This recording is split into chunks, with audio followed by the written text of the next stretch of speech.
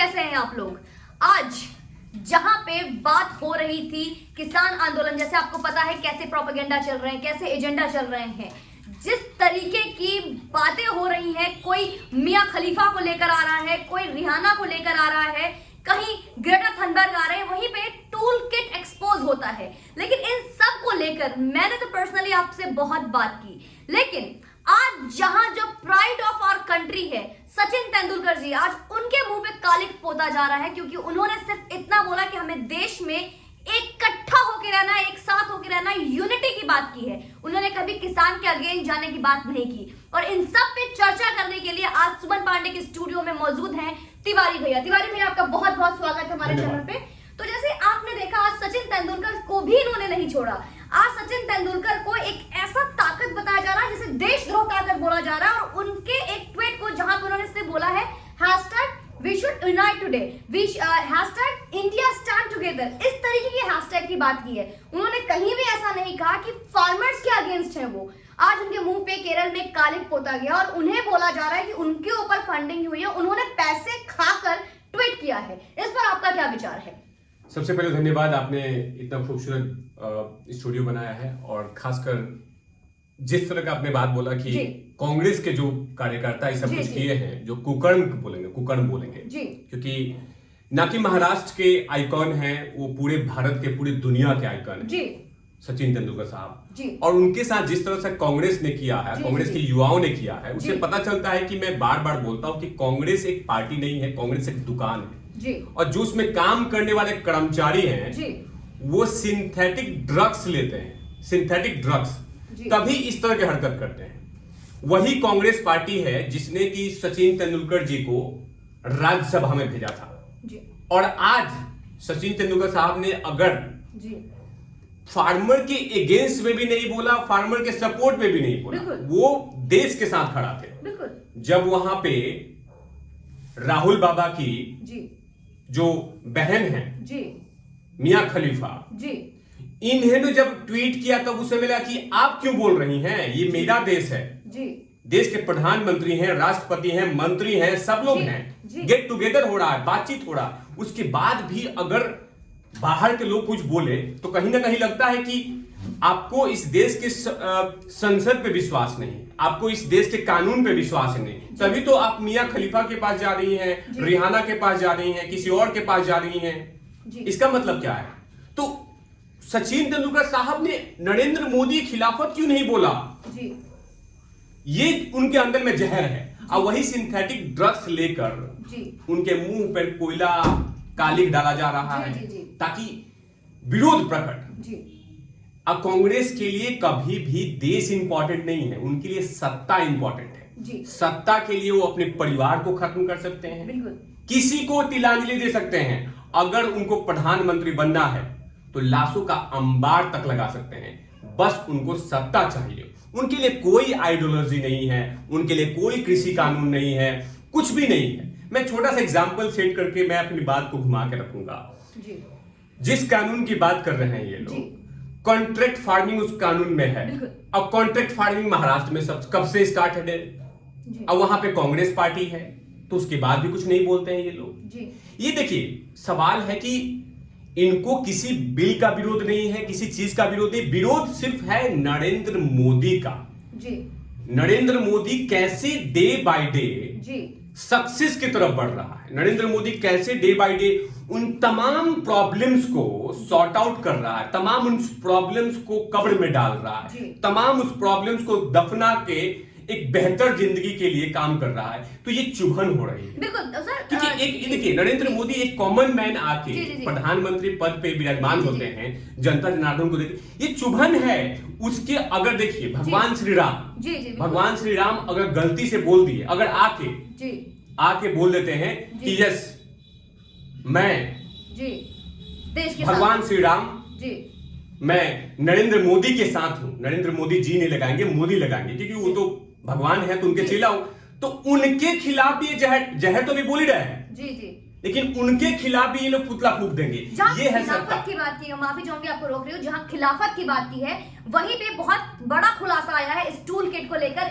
ये चीजें भी सामने आई है, MO धलीवाल, मोहम्मद धलीवाल, जो कि कनाडा में खालिस्तानी का एक APR एजेंसी चलाते हैं स्काई रॉकेट के नाम से। उसमें खुलासा हुआ कि लगभग 18 करोड़ की फंडिंग हुई थी इस पागल बच्ची को, ग्रेटा को।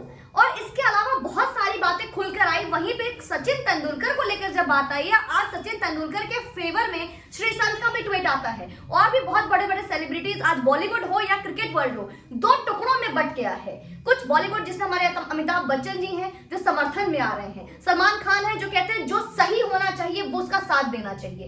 इस तरीके का एक पजल बन गया है। तो इस पर सरकार का क्या होना चाहिए? और आज बॉलीवुड क्रिकेट जो एक बिल्कुल दो टुकड़े में पूरा देश बट गया है, एक फेवर एक अगेंस्ट, इन सब की पूरे हौच पौच को लेकर तिवारी भैया क्या सोचते हैं? सबसे पहले एक चीज और देखना होगा कि जब रिहाना जी राहुल बाबा की होने वाली गर्लफ्रेंड बोल देता हूं, और जो बहन है इनकी खलीफा, जी जी जी, तो इन दोनों ने ट्वीट जब किया, जी। अभी तक समझ में नहीं आ रहा कि रिहाना के बारे में बात करता हूं कि बापू की जब मूर्ति के साथ यूएस में छेड़छाड़ होता है जी, उस समय रिहाना चीलम रिया चक्रवर्ती से मांगती होंगी, या हो सकता है कि उनका प्रोडक्शन हाउस वहां पे अलग होगा, उस समय वो कुछ नहीं बोलती हैं।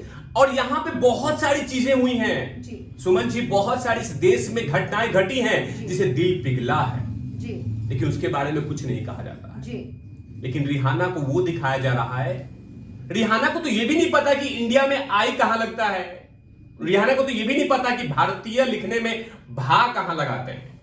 उनको तो ये भी नहीं पता है कि फार्मर का स्पेलिंग क्या होता है। वो देखिए पैसा है इनके पास, लेकिन फार्मर नहीं। वो जाते हैं अपना क्रेडिट कार्ड लिया, ये सामान खरीदा, अपना काम खत्म। उनको नाचने गाने में फुर्सत है, वो उनको। लेकिन उनको जो सूटकेस आसपास में लेके उनको PR टीम बनी हुई है, उनको कहा जाता है कि मैडम जी, ये है चिलगोजे मिस्टर राहुल गांधी जी, इनसे कुछ हो नहीं पा रहा है, तो जरा सा आप ऑक्सीजन दीजिए, क्योंकि जनता ने उनको दुकार दिया है। तो क्या पता आपकी ऑक्सीजन से ऐसा कुछ बदलाव हो जाए बाबा राहुल में। जी। तो उन्होंने कहा होगा कि I need some word, I will not understand what are you doing. Sir ma'am, do one thing, just do one thing. Farmer protest going in India, just redo it. Yeah. We already scripted ready, just do it. Toolkit. Really? Okay, done. Where's the money? Money, I need the money. Yeah. Okay, so money is 18, 20, 25 crore, take and done. उसके बाद तैयार थे ये लोग, ये तैयार थे कि राहुल बाबा की होने वाली धर्म पत्नी, ये तमाम लोग ये इंतजार कर रहे थे कि रिहाना ट्वीट करेगी, हम लोग वहां से शुरू। जी। आप उसके बारे में बात क्यों नहीं करते हैं कि जब यूएस ने खुद कह दिया कि कृषि कानून में सब कुछ बेहतर है जी, लेकिन उसके बारे में बात नहीं हो रही है। रिहाना रिहाना रिहाना रिहाना, अब कौन लेके घूम रहा है? सरकार लेके नहीं बोल रही है जी। खुद हाथों हाथ कंधा पे सारे जितने भी चमचे हैं जी, जो ड्रग्स, सिंथेटिक ड्रग्स लेते हैं कांग्रेस के लोग, वो तमाम लोग कंधे पे बैठा के, एक कंधे पे रिहाना को, एक कंधे पे मियां खलीफा को। जी, बिल्कुल। अरे भाई संसद को लेके घूमो ना, सांसद जिनको चुन के भेजा है उनको बोलो कि बहस करें संसद में, लेकिन वो बहस नहीं कर रहे हैं। वो किसका सपोर्ट ले रहे हैं? मियां खलीफा, रिहाना, ये तमाम लोग आप आइए, आप सपोर्ट कीजिए। तो एक काम कीजिए कांग्रेस पार्टी, आप जितने आपके सांसद लोग हैं पंजाब में, हरियाणा में, मध्य प्रदेश में तो है नहीं, दिल्ली में भी नहीं है, जहां से हैं उनको बोलो कि तुम लोग इस्तीफा दो। एक मिनट, इस्तीफा दो। और मियां खलीफा को बोलो कि पंजाब में चुनाव लड़ ले, और रिहाना को बोलो कि महाराष्ट्र में चुनाव लड़ ले। उनको संसद में भेजो, वो ऑक्सीजन देंगी। जब आपके सांसद से काम नहीं हो रहा है और आप मियां खलीफा के पास जा रही हैं कुछ दिन, मुझे तो लगता है कि ये हाफिज सईद के पास भी जाते होंगे क्योंकि अगर आतंकवाद का उसमें से पैसा आ रहा है तो उसमें जाते होंगे ये लोग।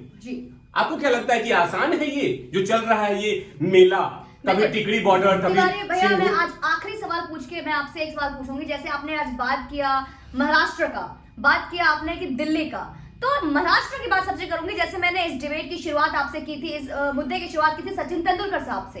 तो सचिन तेंदुलकर इंडिया के प्राइड तो है, इंडिया के गर्व है, नो डाउट, लेकिन वो महाराष्ट्र से बिलोंग करते हैं। सबसे पहले जो एक गौरव और सौम्यता जो बढ़ाते हैं वो अपने स्टेट की बढ़ाते हैं। अब सचिन तेंदुलकर को लेकर अभी तक हमारे माननीय मुख्यमंत्री उद्धव ठाकरे जी का एक भी सवाल नहीं आया था। वहीं पे नौटी अंकल संजय राउत आकर राकेश टिकैत से गले मिलने लग जाते हैं। तो ये कैसे दोहरी राजनीति है कि एक अपना गर्व, अपना एक ऐसा शान है सचिन तेंदुलकर, उसके लिए एक शब्द नहीं बोलते हमारे उद्धव ठाकरे जी।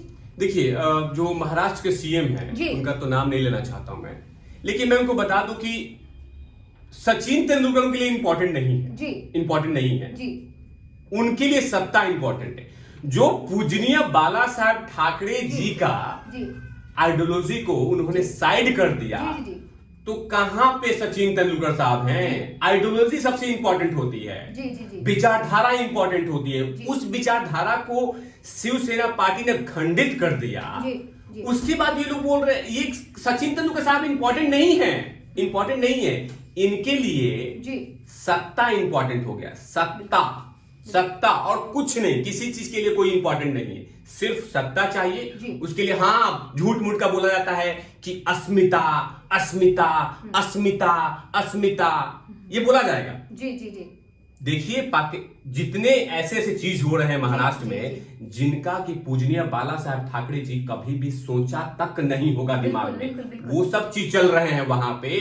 तो अब क्या बात करेंगे सचिन? अब अगर ऐसा इनमें दम होता तो सरकार को ठोकर मार देती। अब बोलती कांग्रेस सरकार, आप यहां से जाइए, आपके विधायक लोग, जहां पे महाराष्ट्र का गौरव सचिन तेंदुलकर के साथ अगर इस तरह का अपमान हो, और उसके बाद ये लोग ये चुपचाप बैठे हुए हैं। सारे विधायकों को बोलना चाहिए कि यहां से जाओ।